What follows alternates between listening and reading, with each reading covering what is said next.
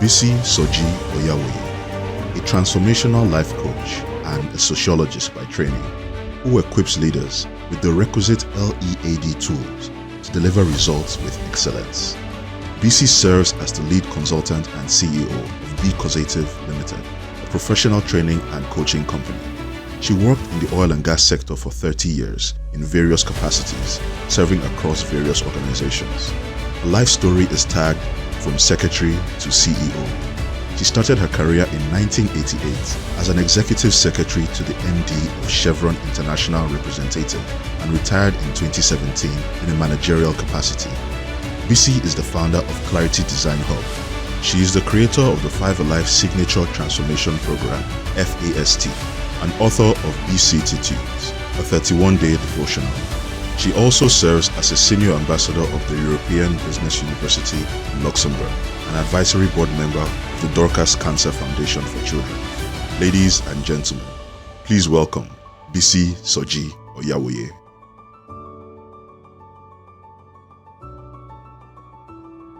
Thank you so much. Thank you. Mrs. A, you know I love you. Okay. Talk about being tested in the very thing that you want to talk about. This is not the way I brushed my wig when I was coming. But when I was tested and tried, in fact, I want us to celebrate the people at the back. You don't know what they are doing there. Ibrahim, Tosin, IK. My laptop shut down.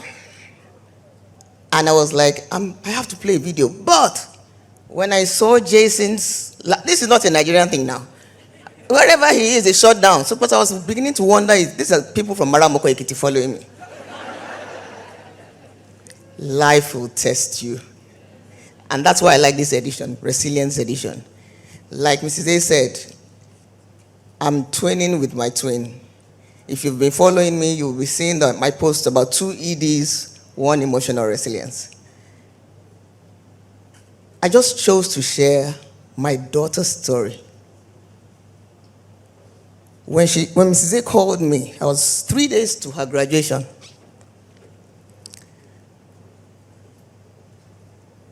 And her life is what I want to share. Can I have the first slide up, please? Slide 1. Don't worry if I'm emotional. I need to be sometimes. But we all are emotional people. Okay. This girl is my story of emotional resilience. She posted that thing on the day of her graduation. When I saw it, I wept. And I tried to put her 8.5 years in the UK into 5 minutes that I'll play a video for you. But if you can see, if you can see that one, 2014, she was supposed to graduate. She'll tell you the story in the video.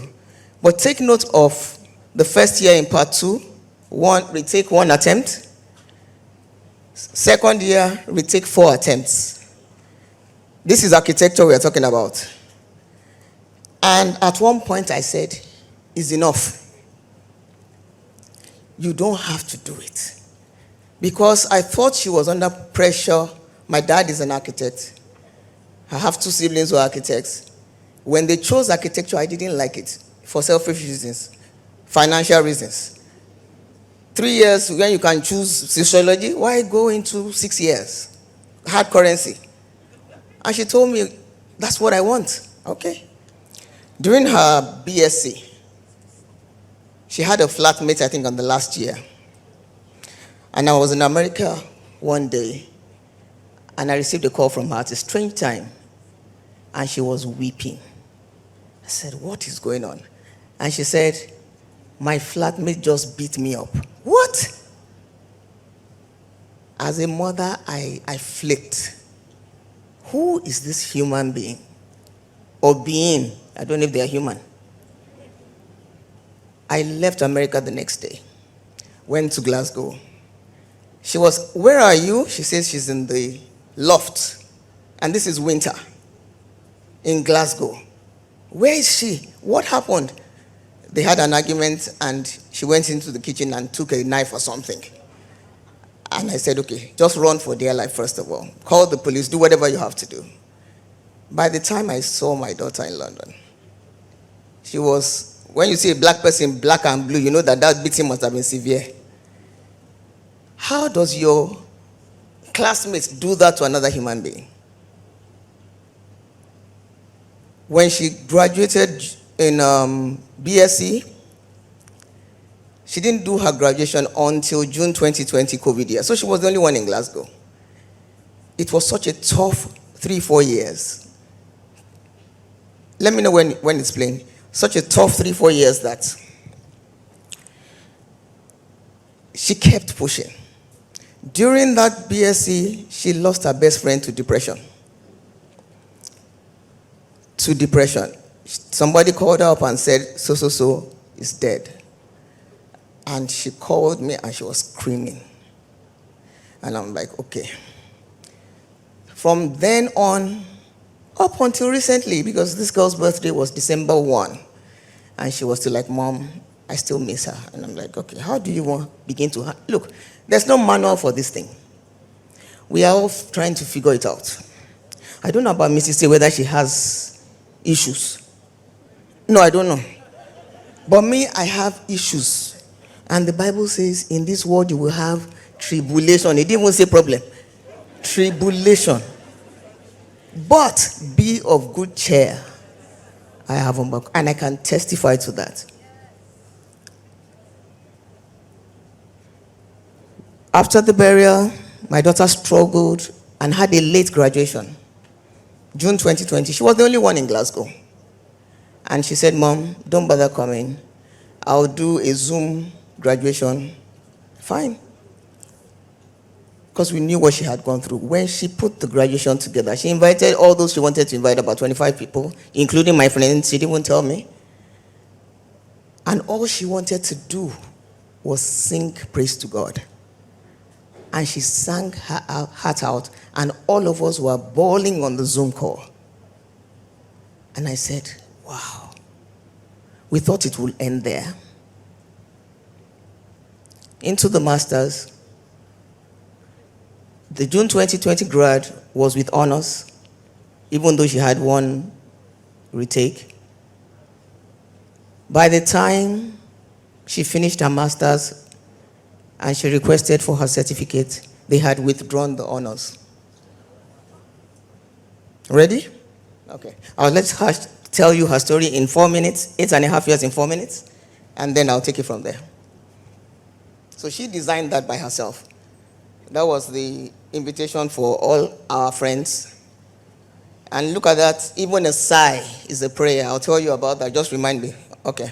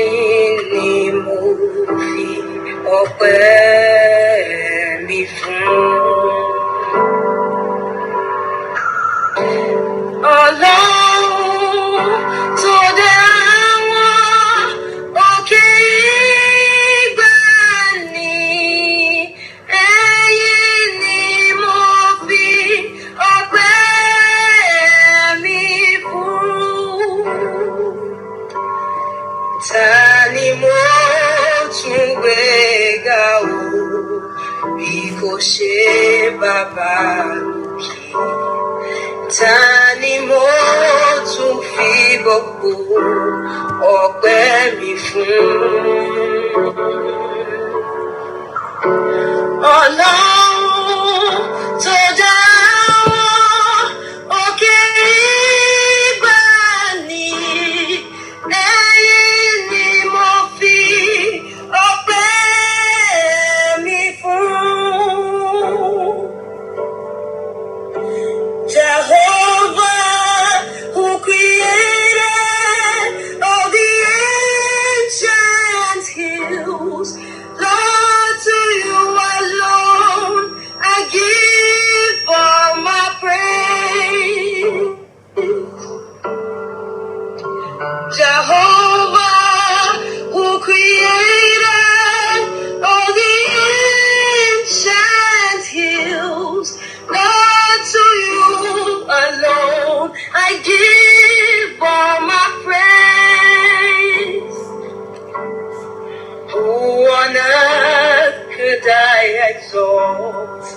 If not you alone, my King, who on earth could I give all my praise to?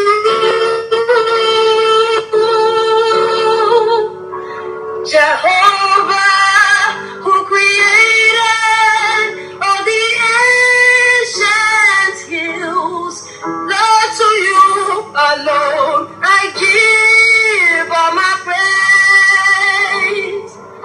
Oh, Jehovah, who created all the ancient hills, Lord, to you alone I give all my praise. Oh.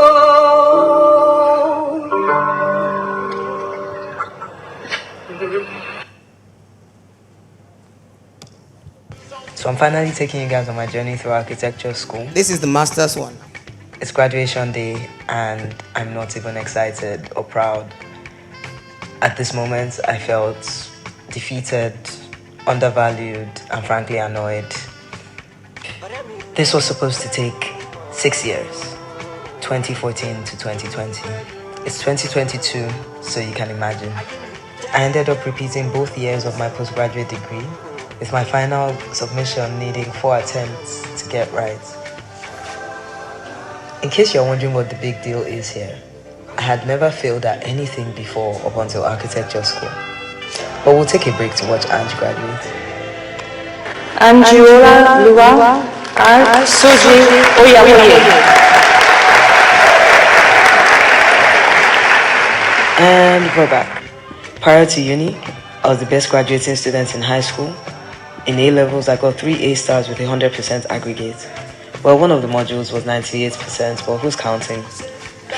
Point is, I had never failed before, and I realized that I was struggling to value my graduation because I had failed before the win.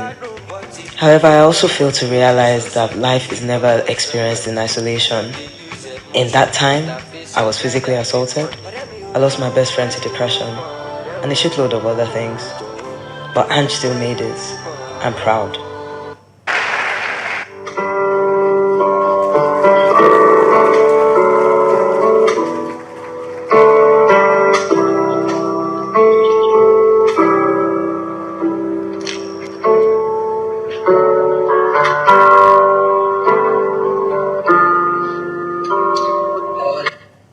Thank you.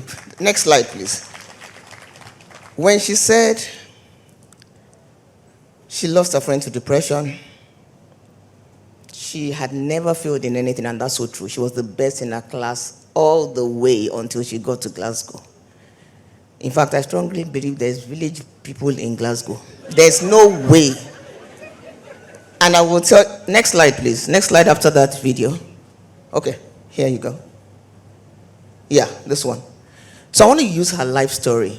And if you know me, I love acronyms because me and my way to here. So I have to find a way to remember stuff. And she had, I have her permission to use her story. We both sat down and went through the emotions. The R was realization of who she was and whose she was. She lost faith in God. After that rendition of the song, anytime I listen to it, I'm always crying because I knew what she was going through. But she lost faith in God, and she talked to my brother, who is the pastor, that, look, uncle, I can't even pray. God has failed me. And my brother said, even a sigh is a prayer. You don't have to talk. God sees your heart. And so when you don't find the strength to pray, know that he sees your heart. Slide up, please. So the realization of who you are and who... Okay.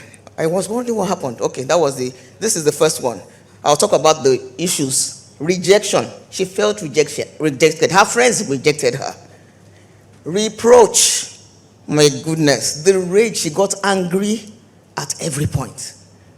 She felt so empty. And then the shock of I've never failed before.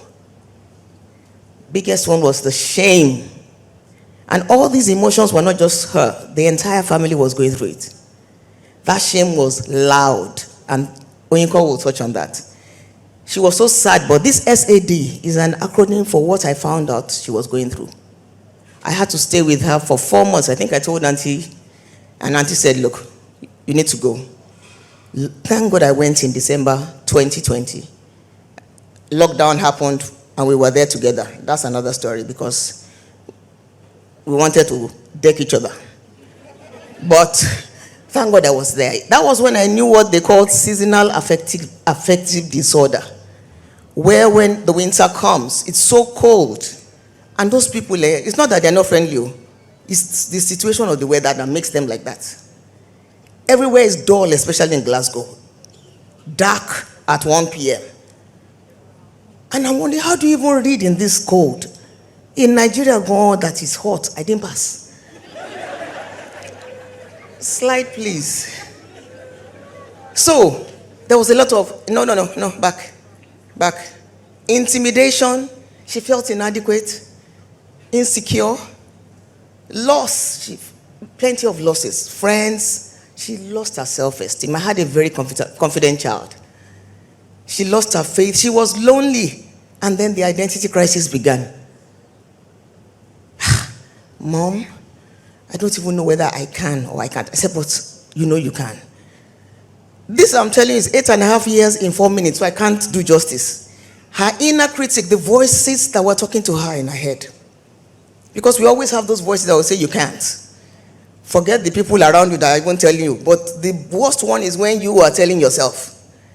She was exhausted. I had another word for E here. She said, Mom, no. I was exhausted. That her neck that you saw that was thin like that, Zoom made it bigger. She almost disappeared. Negativity, oh my God. She was saying all sorts of negative things. I call them ants, automatic negative thoughts. Anytime they just slip into your mind and you say it, she began to compare. Mind you, her mates had graduated because she was doing architecture. Some of them had married. So she began to compare. My mates have, and she was what would I call the old ones in their set. And then, of course, ego issues. Next slide. Okay, hold on. Resilience is a muscle. Flex it enough, yeah. And it will take less effort to get over the emotional punches each time. When Jason spoke, he spoke about flexing it. This is not about Kiss Daniel, I want to flex. You have to flex that resilience muscle, not just emotionally, in every area of your life. Financially, spiritually, relationally. Boy, you will be tested. Next slide. Okay, so these are the positives. She had to come back to that realization of who she is and whose she is. Whenever you are trying to lose your identity, and I'm telling you, it happens to the best of us. You are seeing me here with wig. You don't want to know what has gone on over this weekend.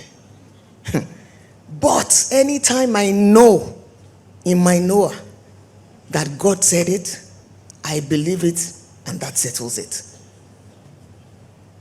Of course, she sought a remedy, therapy. When she mentioned it, African mother, I said, Laye is for mental cases.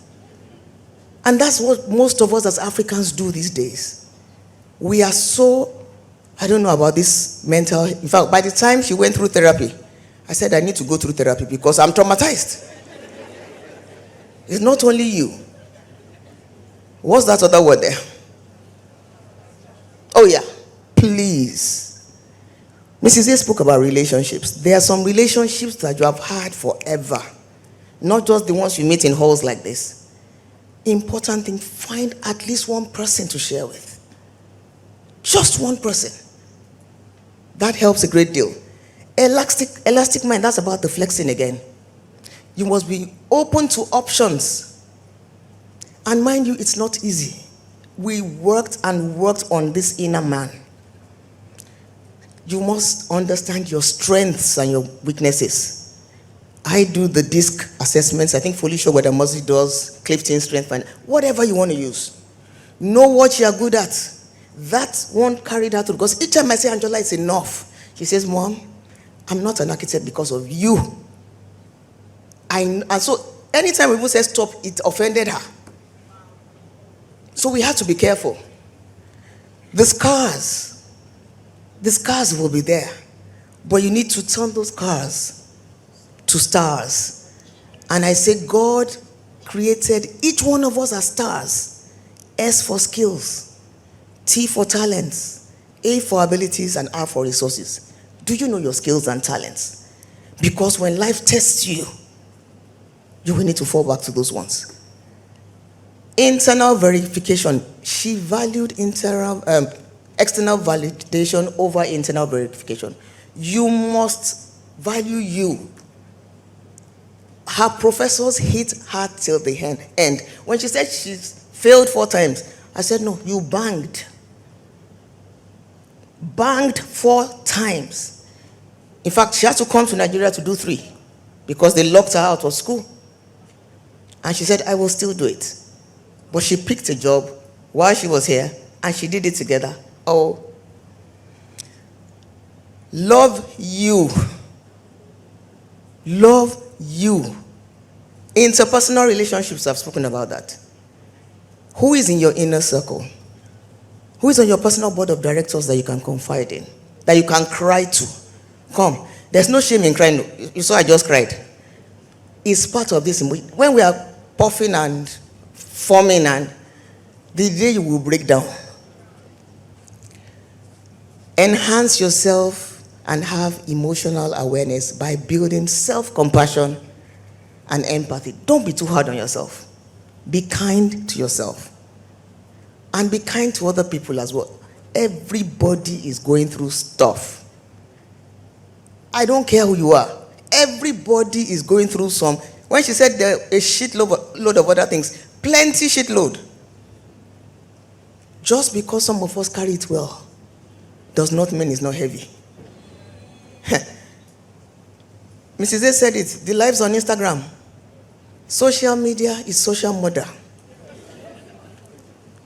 It can be used for good, which she told me. She said, Mom, at a point I shut down social media. NSAS came, my daughter was NSAS from Glasgow. I was like, oh, my twin. But that's how they felt in that generation. Never waste a crisis. I'll talk about that later. And she said, Mommy, this C is for choice. I said, what do you mean? She said, every morning when I struggle to wake up, because it became a chore to wake up, she told herself, Anjola, you have a choice to crawl back into bed or to get up and go. It takes resilience to be able to tell yourself that, especially when you are in the hole. It takes a lot of resilience. I watched her in the 4 months I was there, and I was like, this girl worked so hard. She worked so hard. But remember, she received shock because she had never failed. Failure is part of the journey. It is what you do with that failure that matters. Enter into the fullness of your PVG. She told me, Mom, for every time you told me stop, it's okay, I told myself, I know why I went into architecture. Do you know your why? Because it's your why that will sustain you when the storm starts. Your purpose is your why. Why you do what you do. What on earth are you on earth for? She understood that assignment, and that one didn't shake. V is your visions. Your vision is simply a picture of your future. But you cannot feature in that future that you do not picture. And the G is for the goals that you set. I looked at her wall in Glasgow, and she had goals. Even me that I'm coaching, I don't have this type of goals. That's the kind of person she was. So you can imagine how painful it was every time she called and said, Mom, I failed again. I will cry when I drop the phone, but I will tell her it's okay. What do you want to do? In our own time, they don't ask you what do you want to do. Bloody hell, go back. That's how my dad would have put it. I'll bloody paying your school fees. Go and do it. Not in this generation. So you must understand. And I have 2 children. Both of them studied architecture to my financial detriment. Both of them struggled. But now they have found their paths. Next slide. So I've talked about that. Yeah, go ahead. Okay. You know, I talked about never waste a crisis. During that time, she did not stop. She started a business in between the shithole. She started the second, so her first business was 423. And she said, I said, what's 423? She said, Proverbs 4:23.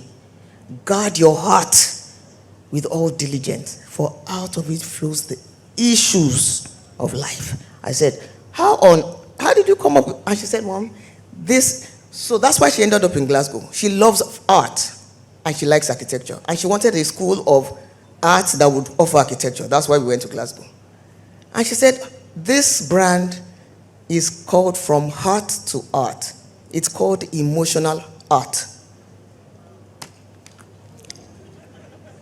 AS is Anjolaoluwa Soji-Oyawoye. That's her logo that started. And now she has morphed into Architecting with Ange. She's on Instagram. Those two are on Instagram. She also became John Maxwell certified. In between. Emotional intelligence certified with Oyinkansola. In fact, she started it while she was there, and then she just finished it the day she was supposed to be graduating. So she came in one day early. And I was like, how do you even begin to do all of? I would have left this matter. Look for something else. That's not my portion. But because she knew her why, she knew what she wanted, all this happened. Next slide, please. Those are just samples of the work she did while she was here doing that master's, while she failed and banged. I call her Akabanga. Failed and banged, but she was doing what she wanted. Because turn your pain into purpose. Don't let the pain waste. Because if you're going to go through pain, enjoy some of it. Next slide. She's a member of okay, so that top one is a mural she did for Wema Bank. The bottom one is, she just finished this project last week in one orphanage in Ikeja.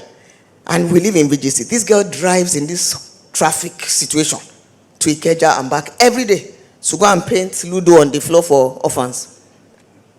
And I'm like, can't you just get somebody to say, Mom, from heart to art? The orphans didn't allow the paint to dry because they were too excited. So as soon as she left, they jumped on the thing. And they called her back. And she was like, that's fine. Those other ones are for a project in Makoko. This NGO that she did with Do Good Africa. And she's channeling her pain. Did I put the professor's name on the altar of fire? Yes. Because what God cannot do. So I don't know who you serve, and I don't know who you are and whose you are. Whoever that person is, that's your anchor.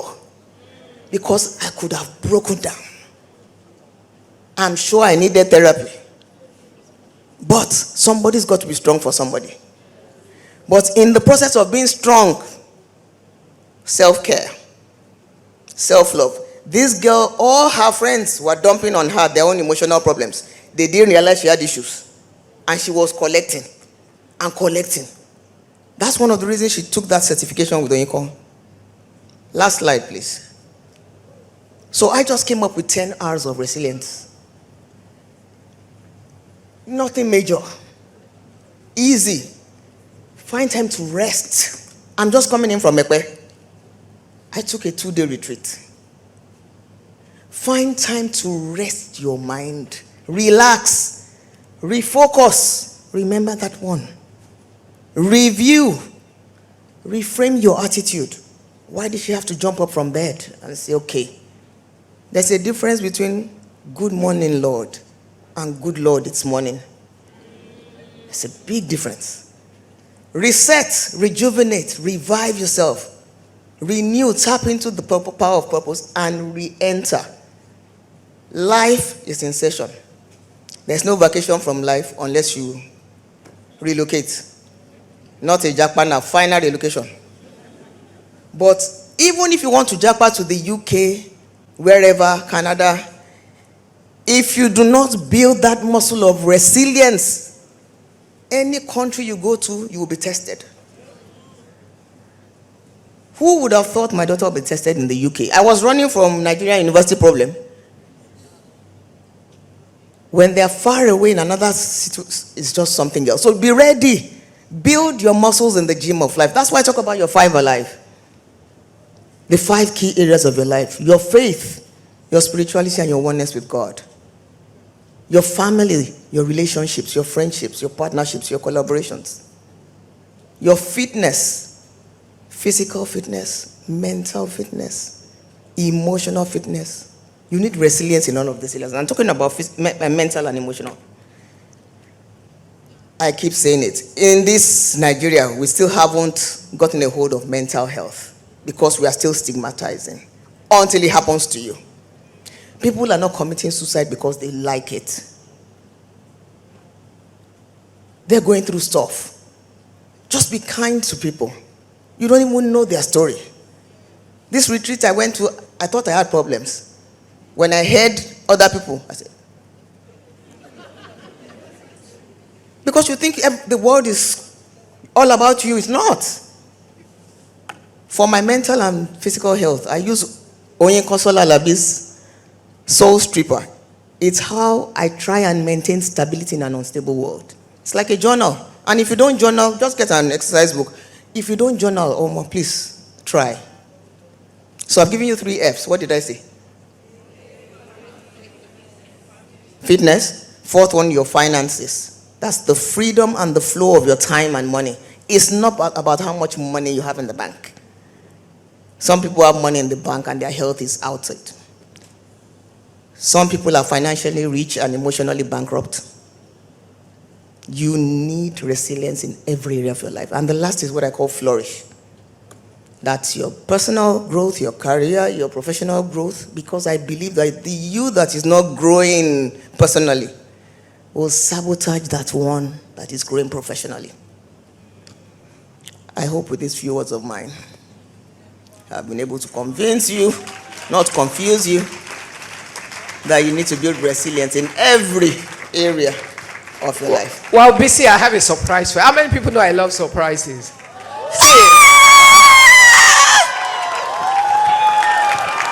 I need all of you to stand up and give Anjola a standing ovation. She's a bold young woman. I'm so proud of her. Proud of her and her mother. And their gift of sharing the story so that everyone else can benefit from it. And from knowing that, look, in life we will have challenges. And sometimes it happens to the very best of us. And no matter how smart and brilliant we are, stuff will happen. But when it does, what do you do with it? It's not that it will not happen. Some in your marriages, some at work, some early enough at school. It happens to all of us. We all went through stuff. Some girls get raped. Do they get away from it? Some people's parents go broke in the middle of it, and then they go through God knows what. All kinds of things happen. But guess what? We're bigger than every trial and every situation. And that's Anjola's message to you. That you know what? She's not ashamed or embarrassed by what she's been through. She has been what? Through it. She's not stuck in it. And so no matter what you're going through right now, no matter what the challenges are, put on your thinking cap. Stretch your hand and ask for help. Receive all the support that you can get. Find your support club. Find your tribe. Find the voices that will hold you through. No one is an island. There are no super women. And don't fake it. You know that thing, fake it till you make it, is a lie. Don't fake it. Be real and find the strength in it. That is what this story is about. You know, as we decide on who to speak in each area, we always pray about it. And I ask the Lord to lead us. And I didn't even know that she would share this story. You know, but I am so touched by the gift of Anjola's story and the gift of life. Because what she has shown you is she's young. Maybe most of you are older than she is. but she survived it and she's telling her story. Also, learn to give from your experiences. Make your pain a gain, not just for you, but for other people. And you'll make the world a better place. Let's put our hands together again for the Soji-Oyawoyes. She wants to say one word. Yeah. Mrs. A, first of all, you are not my friend again. Yeah. You know, I'm used to this. Hi, everyone. The Good global evening. good is bigger. Yes. I actually didn't know I'll make it, but then I realized that Mom was speaking about me, and I stood at the back. And this wasn't planned at all. There's a lot that I heard her say, and I'm like, yeah, that actually happened. I couldn't even remember that I went through that. But what I came to say, Mom, is I learned resilience from you. She's not joking when she says she cried. I didn't know, but Auntie Inka told me. Every single time I would call. Mother's older sister. Yeah, I would call. She wouldn't let me know that she got upset by it or that she was worried. She would go to her sister, who would tell my cousin, who would tell me, and then so at a point I stopped saying things. But then when she came for those 4 months, I saw my mom watch me break down time after time after time after time. And not once did she break down in front of me. Not once did she let me know she was worried. Until I handed in 2 years later, not once did she let me know she was worried. I learned resilience from you.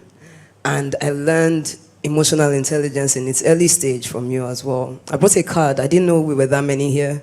I hope as many people can get it, but I have it later. What it says is, everyone has emotions. The more you clearly or correctly label, analyze, engage with your emotions, the more in control you become. I used to run away from my emotions. I used to be very worried, very scared, very anxious. In fact, I was seeing a therapist for social anxiety, and I'm talking here. So it's as little as literally being patient with yourself, watching your own emotions. No one else can tell you how you feel. You feel those emotions, so don't throw them away. Analyze them, label them correctly. Why I say correctly, I found out that a lot of the times I thought I was anxious, I was excited. A lot of the times I thought I was worried, I was surprised. The name you give to your emotions really matters. And then it says, protect your heart. That's where it all begins. Yeah. Hands together again. Thank you so much. Thanks. Thank you, Mrs. A. Thank you, Anjola. You will pay for my eyelashes. Don't worry. I'll pay for more than eyelashes. Let's put our hands together as we welcome Oyinkansola Alabi. Oyinkansola Alabi, popularly referred to as the Emotions Doctor. Oyinkansola Alabi is a productivity enhancement and life validation strategist. A psychologist by training, she helps individuals, achievers, and organizations increase performance using emotional intelligence tools and proprietary methodologies.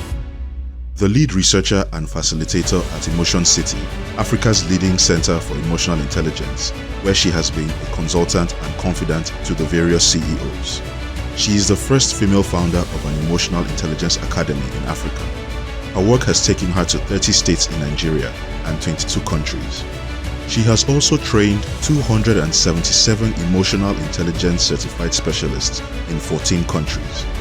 Oyinkansola is the first African to attend the Yale Center for Emotional Intelligence. She is a 6-second network emotional intelligence practitioner and assessor and a Goldman Sachs scholar. She is also one of the 100 most influential and impactful women in Nigeria in 2019 and 2022. A doctor of philosophy in behavioral psychology, an author, a musical artist, and a spiritual leader. Ladies and gentlemen, please welcome Oyinkansola Alabi.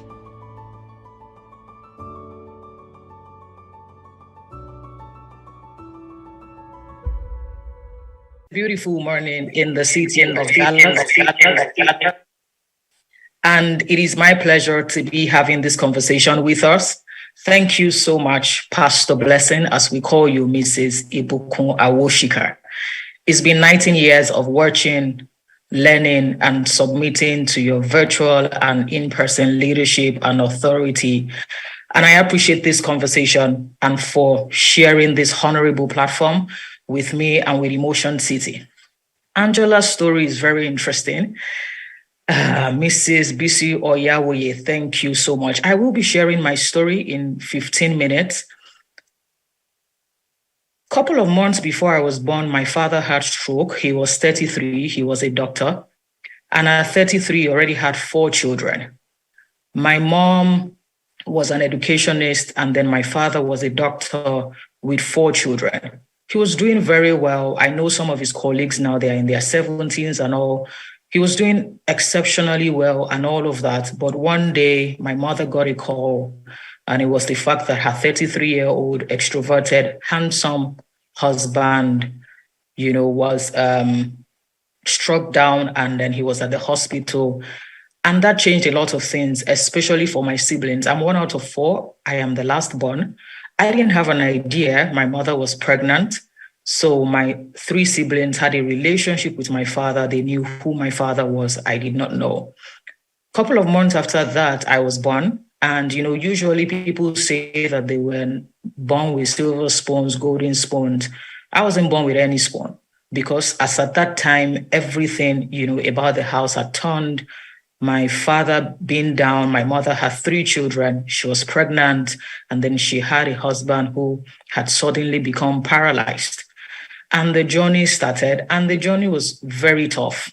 I remember growing up, and at the age of 5, I knew that we were poor. When a 5-year-old understands poverty, is a new level of poverty, because usually you may not have an idea until you're close to being a teenager. But I knew at age 5 that something was not aligning and something was not well. By the time I became a teenager, I knew that I didn't want to have a part of whatever that was. I like my parents. I respect my parents. My father, a good person. My mother, a good person.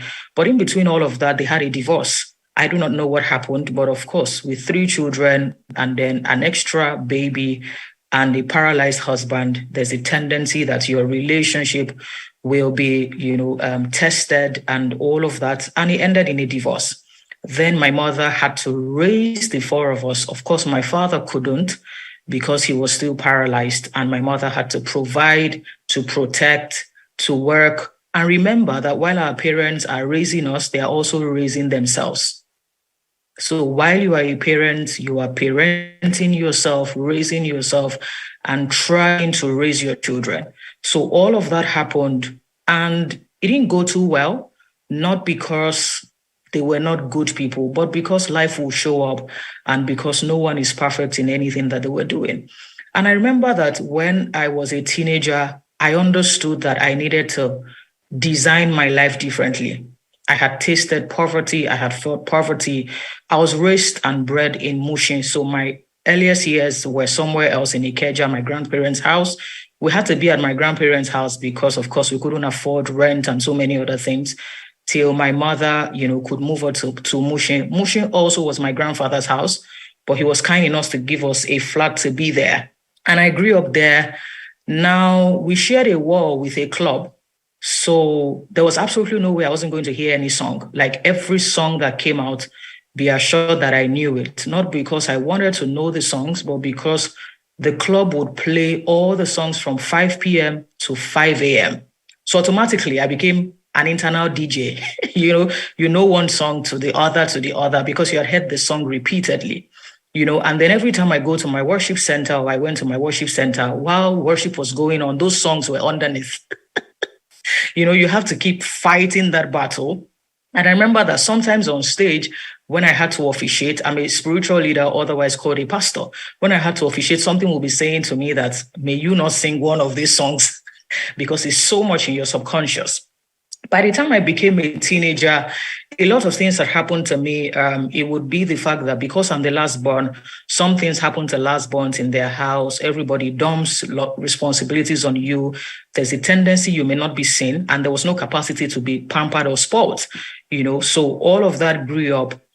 I grew up, even though I was a kind child, there were so many internal battles that I was dealing with, and I knew that I didn't want to be a part of that.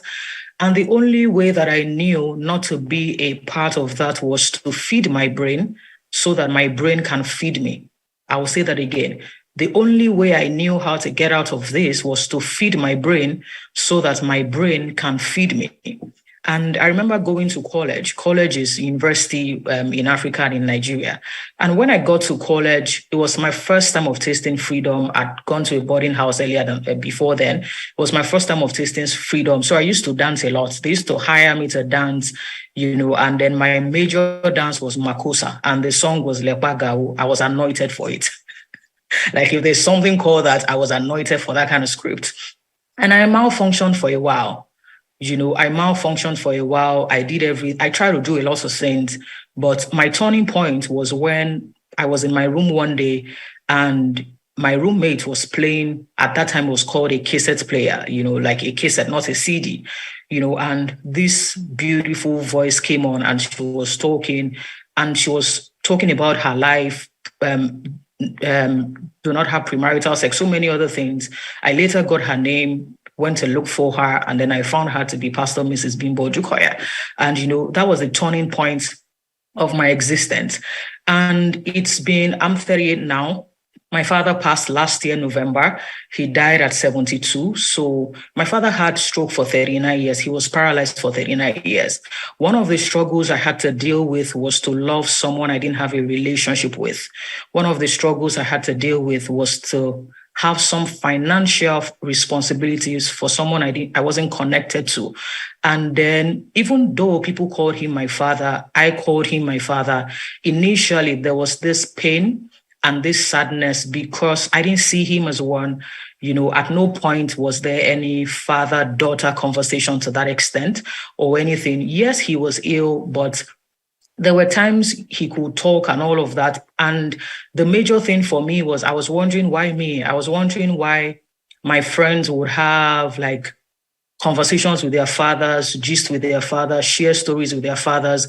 And I had none to share other than I had to be emotionally responsible, financially responsible. And because I was also a pastor, there was that burden. I don't know if you've ever been in that situation where you are told to love someone you don't have connections and feelings for. And then there's this script that says, honor your father and mother. And it looks like everybody expects you to do something and you are just not existing. Nobody sees you, nobody hears you, nobody even recognizes your own pain. So that was the story for me. It was a story of unforgiveness initially towards life and then initially towards my father, and then moving on to the fact that my siblings never understood. My siblings had feelings and emotions for my dad. I never had any. They would tell me so many things. I couldn't connect, and they felt like my lack of connection was because I was wicked, but they never understood that I was being burdened by what I wasn't interested in. And I had to like grow old or older or grow so fast just because of a lot of things. So I was very upset at a lot of things. And my story is from the retired nuisance to the emotions doctor. So people know me as the emotions doctor now, but the beginning of me being an emotions doctor was to have the most important meeting in the world, which happens to be the meeting with myself. And I said to myself, I cannot continue my life like this. I must look for how to alter my life and what to do differently. So I will sum it up by saying that at every point in time when we're experiencing emotional pain, there's something that may be tied to it, which is shame. Shame is a lethal weapon. Shame comes to drown you. Shame comes to paralyze you. And then the most important, unique selling point that shame sprinkles and sprays you with is that feeling of I'm not good enough. Ange mentioned it at every point in time. Her mother did in a presentation of that feeling of, if you know what exactly how to feel when you have always succeeded and all of a sudden you are beginning to fail. And then shame begins to say to you, you are not as good as you thought you were. You are not really who you think you were. And then the moment shame can plant that self-doubt, guess what? It leads you into an identity crisis. And once there's an identity crisis, you're going to lose everything about yourself. So when shame started launching Anjola into that feeling of you are not good enough, instead of being paralyzed by identity crisis, she decided to do something. And that formula is one thing that I will capture, which is a lot of things are going on in the world. All of us are ancestors. Can you please clap for yourself, actually? If you know what it is to survive a pandemic, please clap for yourself, because 100 years from now, they're going to be talking about you in 2020, how you survived a pandemic. Yes, you're an ancestor. Help me say to your neighbor, I am an ancestor. Respect me. I am an ancestor. So we all survived the pandemic, and then the financial crisis, and then the recession, and so many shuns. And part of the shuns happened to be depression. And at every point in time, life has three colors. Life has three colors. Life has three colors: black, white, and gray. Black, white, and gray. The black and white areas of life are the areas where we pray and we like the responses. That's the area where you call it testimony. So, for example, you prayed for a promotion, you got a promotion. That's a testimony. You prayed for a child, you got a child. That's a testimony. You prayed for a wedding or a marriage and you got it. That's a beautiful testimony. That's the black and white areas of life that says, as you think it, you get it. As you pray, you get it. You know, those are the areas where you say what God cannot do does not exist. Those beautiful things. That's the black and white area of life. The gray area of life are the areas where we bind, we cast, we reject. Nobody wants it. But guess what? Life is a blend of black, white, and gray. We hate the gray, but we experience it. My mother's only brother died at the Dana crash. And I understand what it is to lose someone close to you in an aircraft. And this is me, who also has survived a pastor and a mentor and all of that. So those are the gray areas of life where I remember the day my father died, I was training. I was training and I still had 5 days more to train. So I was training for the whole week. And I was called that day that my father had passed on. I showed up a couple of hours after. I was called at night. I showed up a couple of hours after I trained. Nobody had an idea.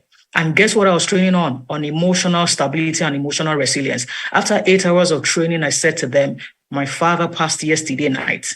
And all of them kept quiet. And they were like, how come? And I'm like, morning and afternoon is for training. Crying is at night. That's what life is, black, white, and gray. When gray shows up, we all hate it.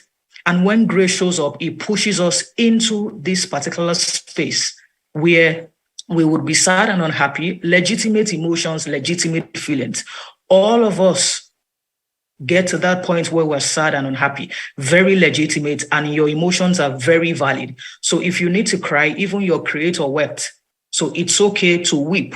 Weeping is not a sign of weakness. It is a sign of strength. It's a sign of you saying, I want to ever quit. I want to, explore. I want to just let my guards down. You are not a silhouette. You are not a machine. You are not an emoji. You are human. And part of being human is being in touch with your feelings and feeling your feelings.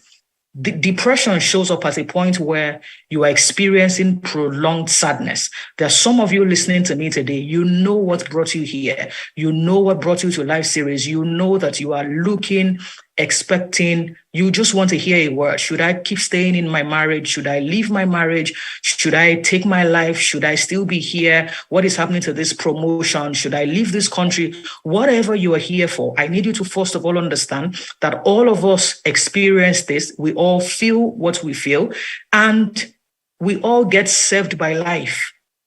We all get served by life. So if you ever get to that point where you are feeling unhappy or feeling depressed, here is the formula for happiness, the formula for unhappiness, and how to move at every point in time.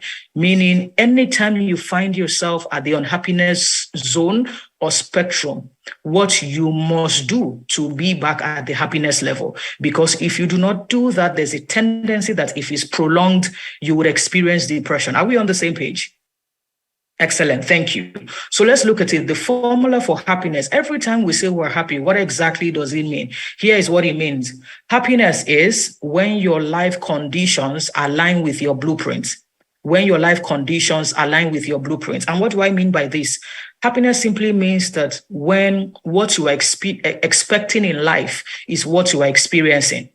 If you expect a promotion, and you get a promotion, you would be happy. So when your expectation aligns with your experience, you will most likely be happy. You want to relocate, you get the capacity and the resources to relocate. You want to do something, you are getting it. You want an investment in your business, Jack Ma is there for you. You want anything, all of those resources are available.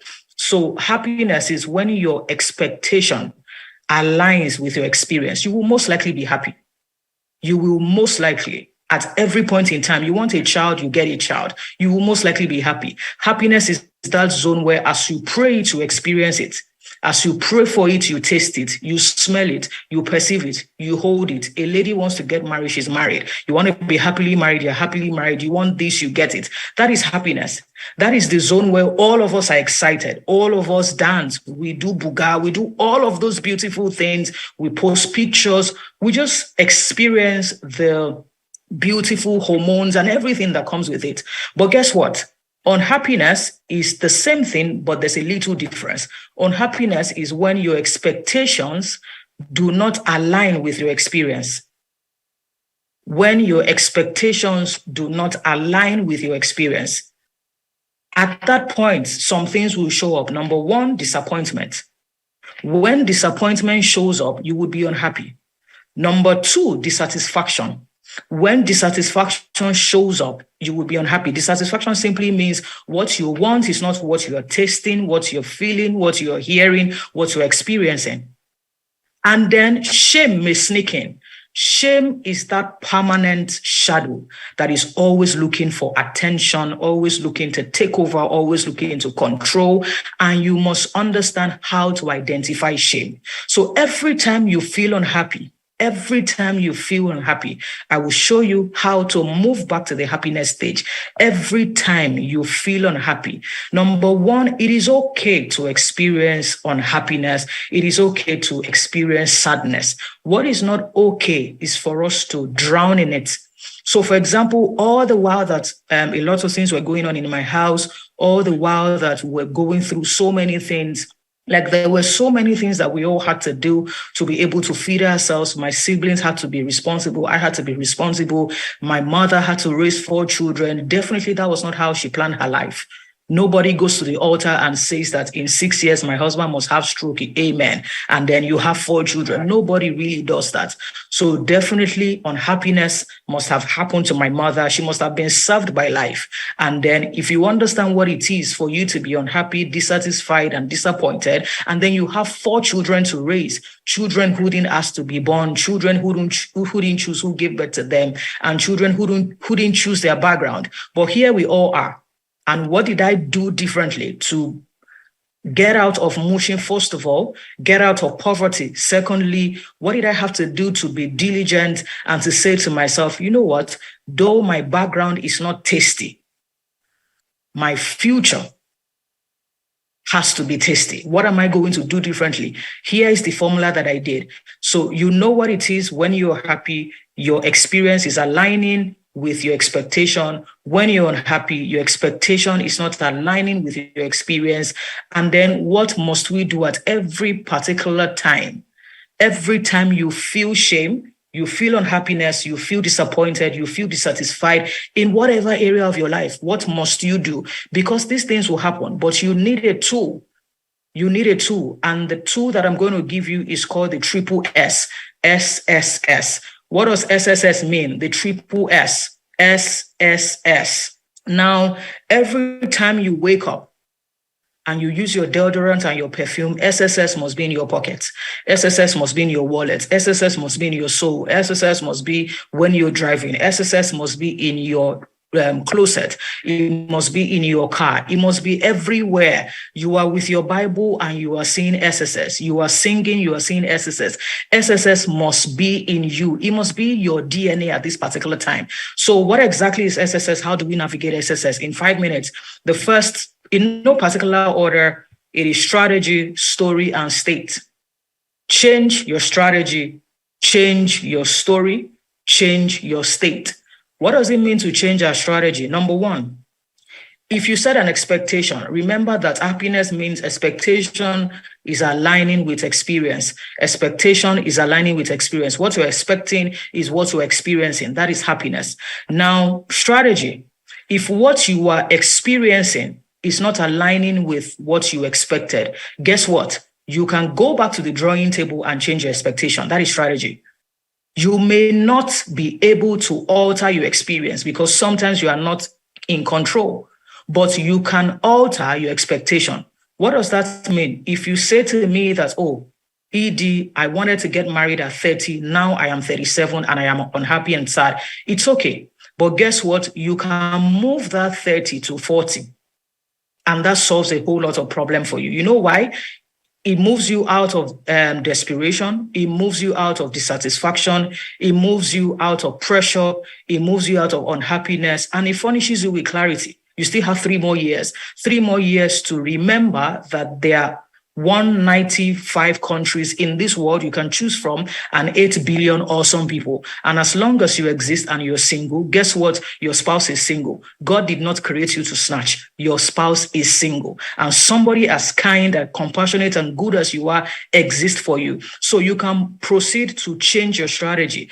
You can adjust your vision board. You can adjust your subconscious board. You can go there and say, what I'm experiencing is different, but what I have control over is my strategy. What must I do differently? What must I do differently?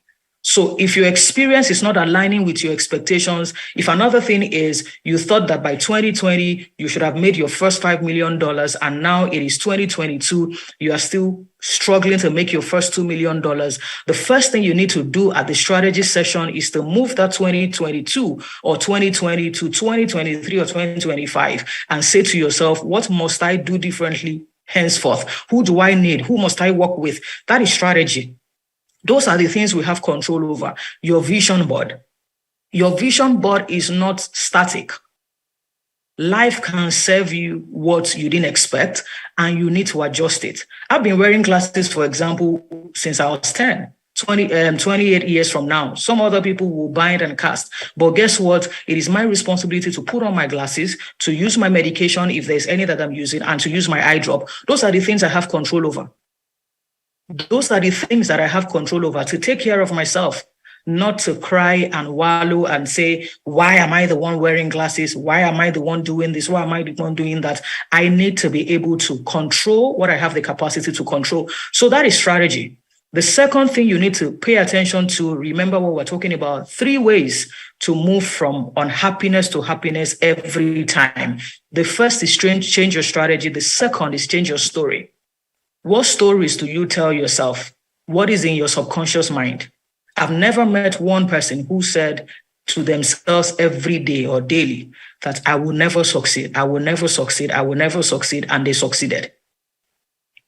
Let me give you an example. If I say to you now that you should say some words after me, there's a tendency you won't say those words because you don't even want to joke with them. So if I say to you, for example, to say that you have cancer, you will be blind and be dead by your next birthday. If I say that to you to repeat after me, would you say it? You most likely say, God forbid. Oh no, I reject it. You know the reason why, even as a joke, you don't want to play with your words. You don't want to utter those words because your subconscious says to you that those words may come to pass. And you're saying, no, I'm not going to do this, even as a joke. So if you think that the negative can come to pass, even if it's a joke, how much more the power you have in the positive? Can you see that you carry the power of life and death in your tongue? So the next time you're going to open your mouth to say anything, you're not going to say, I won't make it in my country. I won't get married at this time. You are not going to curse yourself. Imagine if you were recording your conversations with yourself, your internal conversations. Imagine if you were recording them and people listen to them. People will not even know that it's you. They will actually say to you, whoever is talking to you like this, you should avoid that person. So what stories do you say to yourself? Every morning when I wake up, I remind myself, I am love and love dwells in me. I am an oracle. I'm a consultant. The Spirit of God lives inside of me. Every time I speak, I am an encounter. Every soul that I get in touch with understands that I carry power. I carry life. My belly carries life. Those are the conversations I have with myself. Despite what I see, there may be recession, but I am not of here. The Lord is my shepherd. So I don't want to know who you bow to or worship or defer to, but you must be connected with who created you. And your connection is tied to your words. So what exactly do you say to yourself? Are your words beautiful enough for your life to feel beautiful, to taste beautiful? Guess what? You can actually say, but I've been saying this is not happening. What I need you to do is when you're saying it, connect with it. Don't just say it because you are in the bathroom or you are making food. No, as you say it, begin to think what you're saying. Invest something in your subconscious to the point where your subconscious can take over, because your subconscious is 95% of you. All of us listening to me today, including Mrs. Awoshika, I've been studying her for 19 years. I used to run a company called Merchants of Romance, and she was one of my clients. If there's anybody that you want to talk about tied to emotional resilience, it is Mrs. Awoshika right in front of you. You see her as a super achiever, sitting on series of boards globally and all of that. Guess what? The higher you go, the more success you taste, the more failures you would experience. So if you're admiring her and looking at her today, you are looking at someone who has failed as much as she succeeded. Do you want to imagine how many times she's cried? Do you want to imagine how many times she's wept? If you see her preaching on stage in church, you will know that this woman lives in the wilderness. When she speaks, we all listen because we know that she has a story. We know that she has a strategy. And the final one is change your state. What does state mean? State is your body language, your physiology. All Nigerians were raised with body language. If you followed your mother out and your mother says to you at home, don't eat where we are going. Don't eat, we all eat where we are going. And then you get to that destination and then they now want to buy your soul with small chops. You know, it's at that point that small chops is hot and then it will be smelling sweet. Then your mother will look at you with just one small corner, you know, full eye, just small. It's reset. And then the servers will not say, oh, Oyinko, you don't want? No, I'm okay. Then one auntie that the enemy wants to use will not say, I eat now. And your mother will be using the corner eye to set you like, hey. I know that when you miss it outside, they don't beat you on time. It's midnight beating. I don't know if it used to happen to you. They will remove their shoe at like 12 midnight. They will now crawl into your room. You will now hear, pow. If I hear, pim, change your state. Your state is your body language. Your state is how you carry yourself. Your state is how you present yourself to the world. Your strategy, your story, and your state must align for you to always move from a place of unhappiness to happiness. You can do it because I've done it. You can do it because Anjola did it. You can do it because Mrs. Bisi Soji-Oyawoye did it. You can do it because Mrs. Awoshika did it. You can do it because even the one that created you said, and David encouraged himself, Jesus wept, but after weeping, he went on to wake up Lazarus. That's a blend. That's life right there. After he wept, he proceeded to say, Lazarus, come forth. So today I call your soul forth. Today I call your spirit forth. That thing that is saying to you to give up, hell no, not on our watch. Because I know that he that created you with strength, created you with emotional resilience, and created you with power. Yes, I know that the tears are there, but guess what? We've all cried before. We may most likely still cry again. But while all of that is going on, we remember who our shepherd is. We remember who called us. We remember whose we are. And we remember who we are. Thank you so much for listening. Thank you so much, Pastor Blessing. Have a fantastic, fantastic week. And I am rooting for you. Namaste. The young have really grown. You know, Oyinka was one of my children in church. A youth pastor, a young adult. I watched them grow in church. And I'm ever so proud of all these young Fountainers doing amazing things on their own, which shows that just teach the children right. Lead them in the right way. They'll find their own voice in their own generation. You know, and she's doing an amazing work in a sector that our generation cannot solve. So Bisi is a star that she's involved in that. Because why? Most of our generation are in denial when it comes to mental health issues. They can't even comprehend or deal with it. If you mention it, they will tell you about your father that sent something or the gods of your father's house that are speaking. Otherwise, they will say, I reject it in Jesus' name. You know, so we're missing the point, but they're raising points that are critical. And it's good for all of us to pay attention. I hope that as you go out of here today at the end, you would remember there's no shame in being vulnerable. There's nothing wrong with moments when you're not able on your own to do everything that you need to do. We need help when we need help. And we should ask for it because help is available. The reason we made this critical part of today is because the temperature in town right now, there are issues, and we need to be honest. We always have like a town hall amongst ourselves and decide what are the pressing issues. Those are the things we want to deal with. We don't want to just have a nice session, but we want to have practical, productive sessions.